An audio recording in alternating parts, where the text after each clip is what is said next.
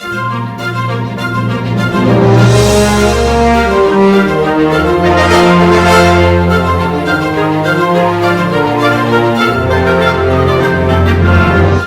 I'm a verbal type. And and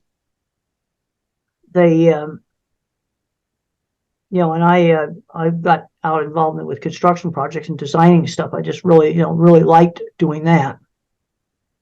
What kind of construction projects have you been part Well, of? cattle handling facilities, a lot of steel and concrete work for cattle corrals. And then that piece of equipment, center track restrainer system, you can see that. Look up some of the videos and see it. But it's all corral systems. It's obvious to me when I talk to you, you're not a visual thinker, because when I showed you the drawing, I show this to most people who know anything about drawings. They know instantly what that is. Yeah, I see what you mean. So yeah, I'll have to think about that because yeah, I'm definitely verbal in a lot of ways. So yeah, so what's your favorite book you've ever written? Well, I know I'm really like this new book because I'm very concerned that our school system is screening out the thinkers that can't do higher math. But the thing is, we need the thinkers that can't do higher math. I worked with these visual thinkers that worked in the shop inventing mechanically complex equipment. And they can't do algebra. I call them the clever engineering department. There's two parts of engineering. There's the mathematical part, and then there's all the mechanical equipment part. And we've actually lost skills. We can't build a poultry plant anymore or a pork plant. We have to buy all the equipment from Europe. And one of the reasons for that was taking skilled trades out of the schools. Gigantic mistake. What other mistakes do you think that the schools are making these days? Well, the one thing I do is put all the hands-on classes back in. Art, theater, sewing, woodworking, cooking, welding, metal fabrication, machine shop, all of that kind of stuff. Are you currently an activist for that? Like, are you pressuring schools to try to do that? Well, one of the reasons I wrote the book was to explain why we should be doing that.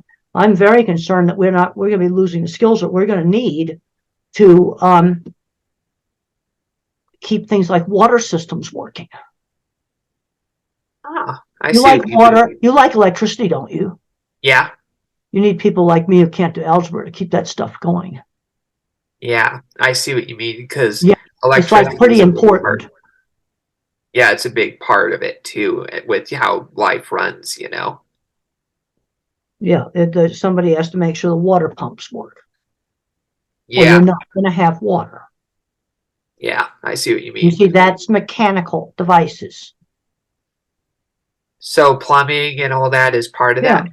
but I'm also thinking not just about the plumbing in the house. That's the simple stuff. But how does the water get to your house? How does your water get from the reservoir? There's great big huge pumps that bring the water to you. Yep, for sure. Do you have any idea how any of this stuff works? Have you ever seen any of this stuff? Have you I've ever been seen. in a power station? What was that? Have you ever been in an electric power station? I've been near one when I was still living in Estes, and I've seen how there's like components of electrical stuff, and I see every day when I pass by some telephone poles how they have those batteries attached that look like paint cans or something. No, those actually are transformers. They're not batteries. Oh, Yeah, and somebody has to keep all of that stuff running. definitely. That's So, the thing. And so we need to have all the different kinds of minds. My kind of mind's good with animals, design and mechanical stuff, like doing this kind of drawings for building things. yeah. Art, How exactly does photography, but I can't do higher math. And I worked with people that own the gigantic shops and they were building equipment for all around the world. They can't do algebra. that's Let me show you unfortunate. something. I'm going to show you a thing called a hydraulic power pack. Okay. And this is a thing that runs like in a food factory. you have, let me get this big enough so you can see it easier. I have such cold fingers, I can't get this thing. Yeah, there. This is a hydraulic power pack for a food factory. Get Oh, all this. And you see it clearly if I got it so it's clear. yeah, I Yeah. see it now. Well, you see in a food factory, you don't want to, you don't, they'll use hydraulics rather than electric motors to run equipment. The person who built that doesn't do algebra, but is brilliant mechanically. I see what you mean. All So, right, now you see what I mean. yeah, yeah, I see. I know Yeah, exactly what you mean. yes. Are you on good terms with McDonald's with your new inventions, or? Well, I implemented the whole McDonald's animal welfare program. I started that. I trained their food safety auditors to do the animal welfare audits. And I have lots of papers on Google Scholar. Most of the McDonald's work was done in 1998, 99, up to the year 2005. There's about 6 scientific papers on what I did at McDonald's, then also Wendy's and Burger King. But I had a very simple scoring system. You can't just say handle cattle properly. What does that mean? You've got to have Yeah, something clear. Like traffic rules don't say drive at a safe speed. They yeah, tell it's you the speed. exactly, It's on a they give you, sign. yeah, It's clear. for sure. Did they resist your research at first, or? Well, what happened in this is I was saying heat softens steel, then I can bend it. There was a case called the McLibel case back in the 80s where McDonald's got into a lawsuit with an environmental activist group, lost part of the lawsuit, and they were forced to look at animal welfare. It was very interesting watching the animal welfare issue change from an abstraction, give it to public relations, give it to lawyers. So my job was to take high-level McDonald's people, also people from Wendy's and Burger King, out on their first trips to slaughter plants, get the suits out of the office, seeing things. Hmm, And they were shocked. I see It what you is mean. now real. I'll never forget when the McDonald's person saw half-dead dairy cow go in their product. And he wrote a book called The Battle to Do Good by Bob Langert. But this is where the eyes get opened up. It's no longer a spreadsheet. It's no longer an abstraction. It's real, and we got problems to fix. So my job was to train their auditors that were already doing food safety audits on the animal welfare audit. And a lot of the auditors were skeptical at first, but then when they saw how they were improving things, they grabbed a hold of it and took off. And in 1999, I saw more change than I'd seen in a 25-year career prior to that. When you have the power of a big corporation, but you have to use it very wisely. Yeah, for Audit was sure. very objective. And so I could be there scoring it, the plant manager could be scoring it, and the McDonald's representative was scoring it, and we'd come up with the same score. It was clear whether you passed. The police out on the highway take the radar or whatever their new electronic thing they're using now, and they measure the speed with it. If they That's don't think you're incredible what you, speeding, they measure it. yeah, they definitely measure it, yeah, so how does that compare to the scores that you guys have done with McDonald's and all that? Well, when we did those McDonald's audits, the industry had to repair equipment, start managing it, replace some bunch of broken stuff, do things like get the shadows out of the facility. And within 6 months, the plants improved so much I couldn't believe it. And they didn't have to go out and buy all new stuff.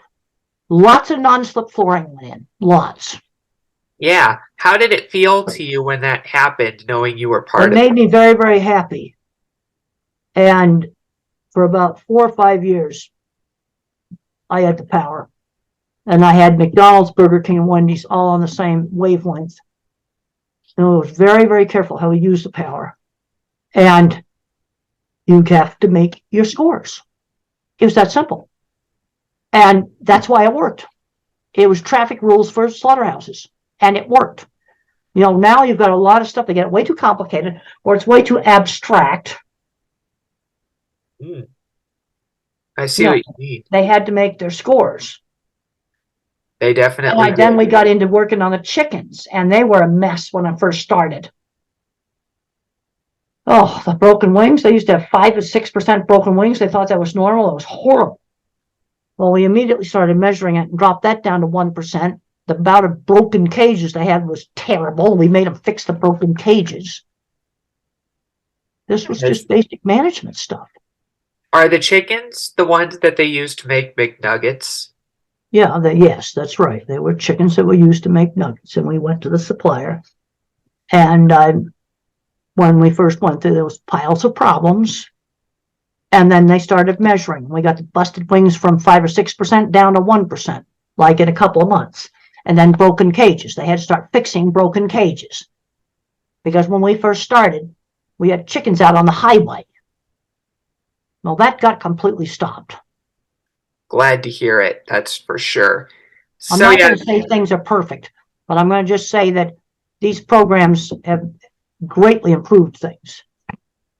great to hear. So I have one last question for you before we wrap this up. But Okay. what are your hopes for the future? Well, I think right now, I'm in my 70s now, that I want to help the young people to do positive, constructive things. And one of the things that made the things that I did work, they were not a broad concept like animal welfare. What do we do about it? We worked on fixing the slaughterhouses. You're working on something specific. All right, let's take on some autism stuff, accommodations in the classroom, let's say. Well, I can't talk about accommodations just in the vagueness. I have figured out from all these meetings there's certain accommodations we have to work on that come up all the time. Flickering lighting. You can take your phone, put it on slow motion video, and if the phone lights are flickering, you'll see it. Another issue is rapid multitasking jobs, like a busy takeout window, need to be avoided. And then I, myself, and many other people on the autism spectrum cannot remember long strings of verbal information. Okay, this is step by step how you do this task. Let me write it down. Let me make a pilot's checklist. Pilot's checklist will save a lot of jobs, and it costs nothing to do. Yeah, for sure. You So see, thank you. there are certain things that just come up over and over again, and long strings of verbal information, I don't have the working memory to remember that. All right. So I thank you for coming on to RNU then. Well, thank you very much for having me, and it was great to be here. Great to be here. Do you have any final thoughts before I close? Well, I just want to help the students go out and try lots of things. I tell students, college students, high school students, try lots of different things. I was originally from a non-cattle background. How to end up in the cattle industry? I was exposed to it when I was a teenager. Get out and try lots of different stuff. See what you like. Also find out, yeah, I tried that and I really hated it. Try lots of different things. And we need to find practical solutions to problems. And working on improving slaughterhouses is not the whole world, but it is something targeted where I was able to make a real positive difference. I also helped make a lot of positive difference on promoting low-stress cattle handling. All And right. by writing about, I wrote lots of articles just on how to handle cattle calmly. All right. That's great to hear that you did that. So, yeah, where can people find you? Well, I'm a professor of animal science at Colorado State University. I can be found on the Department of Animal Science website. I have a website called templegrandin.com for autism. There's also grandin.com for livestock. Lots of free information on that. You can write to templegrandin.com. You can also contact the Department of Animal Science at Colorado State University to contact me. All righty. Good to hear. So, Okay. everyone, let's thank Temple for appearing on the show. And please check her out on her links that she mentioned. And we'll see you next week for the next episode of R&U. Thank you.